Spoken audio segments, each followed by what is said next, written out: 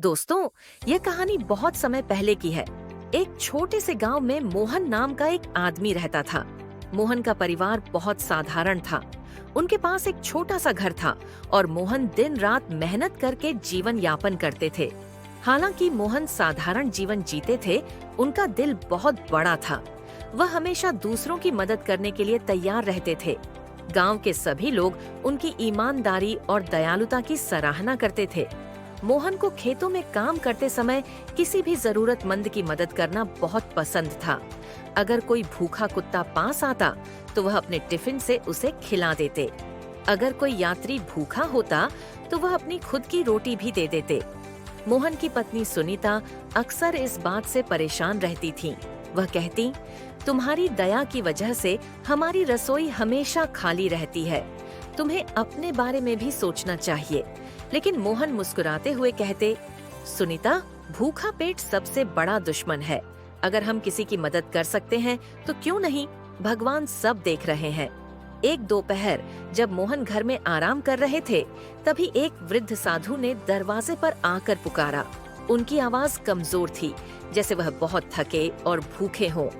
सुनीता ने खिड़की से देखा और बड़बड़ाई, अब ये भी आ गए, लगता है फिर से रसोई खाली होगी। मोहन ने उनकी बातों की परवाह नहीं की और दरवाजे की ओर बढ़े। जब उन्होंने दरवाजा खोला तो देखा साधु बहुत थके हुए, पतले कपड़े गंदे और चेहरे पर पसीना था। मोहन तुरंत बोले, बाबा कृपया यहाँ बैठिए, मैं आपको पानी लाता हूँ। मोहन अंदर गए, पानी लाए और साधु को दिया। वृद्ध ने धीरे धीरे पानी पिया और राहत की सांस ली। उनके चेहरे पर शांति का भाव आया। साधु ने कहा, बेटा, मैं 2 दिन से कुछ नहीं खाया। अगर आप मुझे भोजन दे सके तो मैं आभारी रहूंगा। मोहन रसोई की ओर भागे, लेकिन जब उन्होंने देखा तो सिर्फ 2 रोटियां बची थीं, जो उनके खुद के खाने के लिए थीं। फिर भी बिना किसी झिझक के उन्होंने रोटियां उठाईं और साधु के पास ले गए। सुनीता ने उन्हें रोकते हुए गुस्से में कहा, क्या कर रहे हो? ये रोटियां तुम्हारे लिए हैं। अगर ये दे दोगे तो तुम क्या खाओगे? वह साधु किसी और के घर जाकर मांग सकता है, लेकिन हम कहाँ जाकर भीख मांगेंगे? मोहन ध्यान से सुनकर धीरे बोले, भूखा पेट इंतजार नहीं करता। ये बाबा 2 दिन से भूखे हैं। अगर हम उन्हें खाना नहीं देंगे तो क्या होगा? भगवान हमारे लिए व्यवस्था करेंगे। सुनीता की आवाज ऊंची थी और साधु सब सुन रहे थे, लेकिन साधु शांत बैठे रहे। मोहन ने उनका गुस्सा अनसुना किया। साधु के पास जाकर रोटियां रखीं। बाबा कृपया इसे खाइए, यह हमारे घर का सबसे अच्छा भोजन है। साधु ने कुछ नहीं कहा। वह इतने भूखे थे कि चुपचाप खा गए, फिर पानी पीकर शांति से बैठे। कुछ समय बाद जब साधु जाने लगे, उन्होंने मोहन को पास बुलाया। अपने बैग से उन्होंने एक चमकता हुआ सोने का बर्तन निकालकर मोहन को दे दिया। मोहन आश्चर्यचकित हुए। बाबा, मैं इसे नहीं ले सकता, यह आपका है। साधु मुस्कुराए और बोले, बेटा इसे रखो। पिछले हफ्ते एक राजा ने मुझे यह बर्तन दिया था, लेकिन मुझे इसकी कोई आवश्यकता नहीं थी।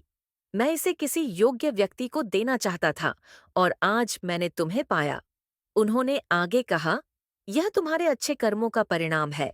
हमेशा याद रखना, कर्म ही सच्चा धर्म है। तुमने बिना किसी अपेक्षा के मदद की। अच्छे कर्म करते रहो, भगवान सही समय पर इनाम देते हैं।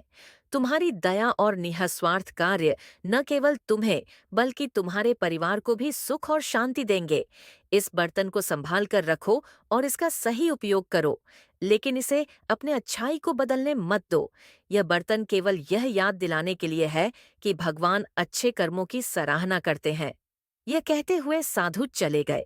मोहन वहीं खड़े रहे, बर्तन हाथ में लिए और आंखों में खुशी के आंसू थे।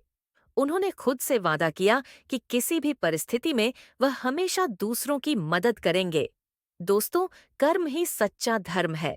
जो व्यक्ति बिना परिणाम की उम्मीद किए अच्छा करता है, भगवान उसे किसी न किसी रूप में इनाम देते हैं। सही काम से कभी पीछे मत हटो।